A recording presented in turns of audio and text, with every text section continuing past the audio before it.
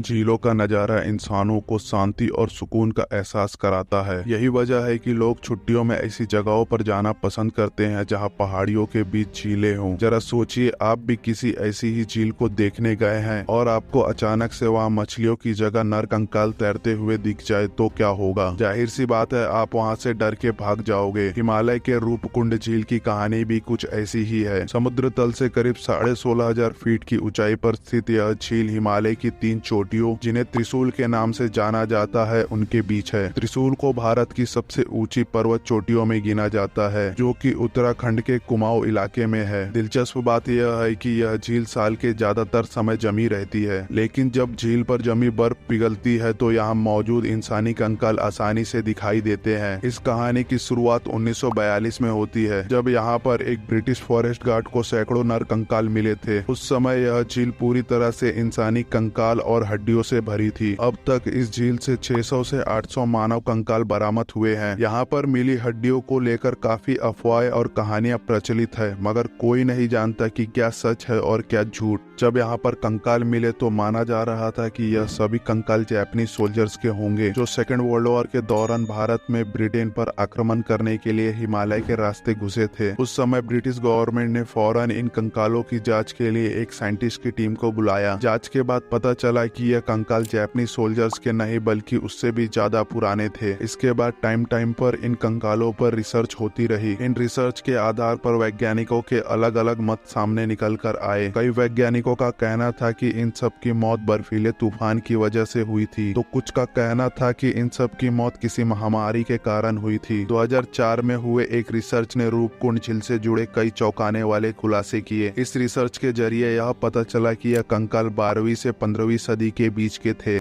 एक international report के अनुसार इन कंकालों में सिर्फ भारत के ही नहीं बल्कि ग्रीस और साउथ ईस्ट एशिया के लोगों के कंकाल भी शामिल हैं। 2004 में हुई रिसर्च के दौरान कुल 71 कंकालों के टेस्ट किए गए, जिनमें से कुछ की कार्बन डेटिंग हुई तो कुछ का डीएनए टेस्ट। आपको बता दें कि कार्बन डेटिंग टेस्ट से पता चलता है कि कोई अवशेष कितना पुराना है। इसी टेस्ट से पता चला कि यह सभी कंकाल एक समय के नहीं हैं, यह सभी अलग अलग समय के हैं और इनकी नस्लें भी अलग है। इनमें महिलाओं और पुरुषों दोनों के कंकाल पाए गए, जिनमें मरने वाले ज्यादातर लोगों की उम्र 35 से 40 साल के बीच की थी। ज्यादातर जो कंकाल मिले उन पर की गई रिसर्च से पता चला कि जिन व्यक्तियों के ये कंकाल थे वे अधिकतर स्वस्थ लोग थे। जांच के दौरान यह पता चला कि इन कंकालों में आसपास में कोई भी रिश्ता नहीं था, क्योंकि पहले कंकालों के इस ग्रुप को एक परिवार माना जा रहा था। रिसर्च में यह बात साफ हो गई कि ये लोग एक परिवार के नहीं हैं, क्योंकि इनके डीएनए के बीच कोई भी समानता नहीं मिली। जांच के दौरान इन कंकालों में बैक्टीरिया या बीमारी पैदा करने वाला कोई वायरस नहीं मिला। इसका मतलब ये हुआ कि ये किसी बीमारी की चपेट में आकर नहीं मरे थे।